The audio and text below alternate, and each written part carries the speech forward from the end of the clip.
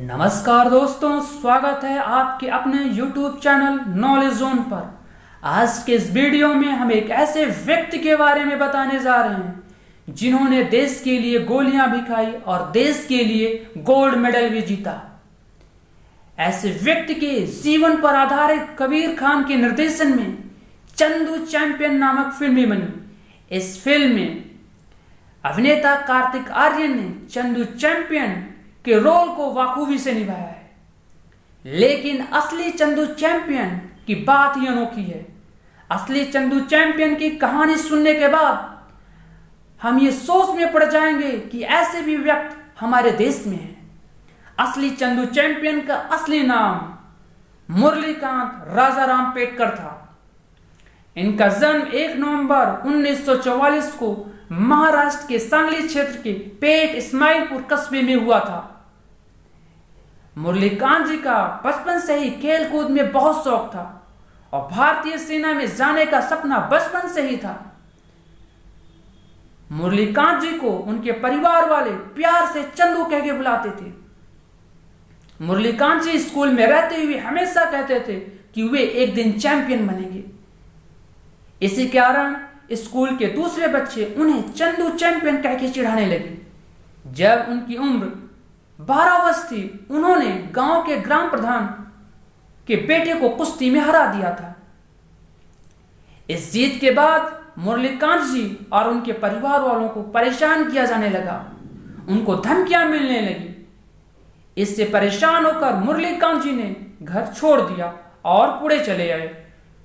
फिर कुछ वर्षों बाद यानी वर्ष 1962 में 18 वर्ष की आयु में मुरलीकांत जी ने भारतीय सेना के इलेक्ट्रॉनिक्स और मैकेनिकल इंजीनियर्स कोर में शिल्पकार रैंक के पद पर एक सैनिक के रूप में भारतीय सेना को ज्वाइन किया, जिससे उनके बचपन का सपना जो भारतीय सेना में जाने का था वो पूरा हो गया।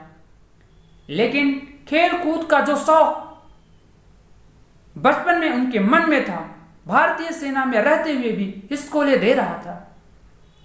इसी खेल कूद के शौक के कारण मुरलीकांत जी भारतीय सेना में रहते हुए भी बॉक्सिंग सीखना शुरू किया और ड्यूटी के बाद बॉक्सिंग रिंग में पसीना बहाने लगे।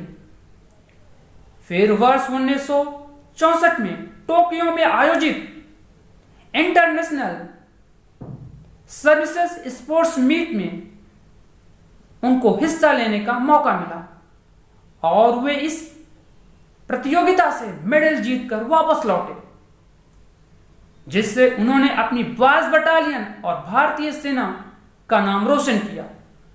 टोक्यो से मेडल जीतकर वापस लौटने के बाद उनको उनकी 22 बटालियन के साथ कुछ दिनों के लिए जम्मू और कश्मीर के सियालकोट आर्मी कैंप में भेज दिया गया। उसी समय यानी वर्ष 1964 में भारत और पाकिस्तान के बीच में युद्ध चल रहा था। इस युद्ध ने मुरलीकांत जी के जीवन को उलट कर रख दिया। युद्ध के दौरान मुरलीकांत जी अपने जम्मू और कश्मीर के सियालकोट आर्मी कैंप में थे। इसी आर्मी कैंप पर पाकिस्तान की तरफ से हवाई हमला किया गया। इस हवाई हमले में मुरलीकांत जी को कई गोलियां लगी और वे गंभीर रूप से घायल हो गए। फिर आर्मी कैंप में अफरा तफरी मच गई। इसी अफरा तफरी के माहौल में आर्मी का एक टैंकर उनके पैरों को रौंदता हुआ आगे चला गया, जिससे मुरलीकांत जी कमर के नीचे अपाहिज हो गए और उनकी याददाश्त चली गई। लेकिन यह घटना मुरलीकांत जी के साहस को नहीं तोड़ पाई। फिर उन्हें मुंबई में स्थित INHS अश्वनी, जो कि एक नेवी अस्पताल है, उसमें भर्ती कराया गया। करीब 18 महीनों के बाद उनकी याददाश्त वापस लौटी। जब उन्हें अपने इस हालात का अंदाजा हुआ, क्योंकि वे एक स्वाभिमानी व्यक्ति थे, किसी पर वो बोझ नहीं बनना चाहते थे, इसलिए उन्होंने खुद को मजबूत करने पर काम करना शुरू किया। उनके इस हौसले को देखकर अस्पताल के डॉक्टर भी पूरी शिद्दत के साथ उनके साथ लग गए और उन्हें इलाज के दौरान ही तैराकी सिखाई गई। फिर वर्ष 1969 में उन्हें भारतीय सेना से रिटायर कर दिया गया।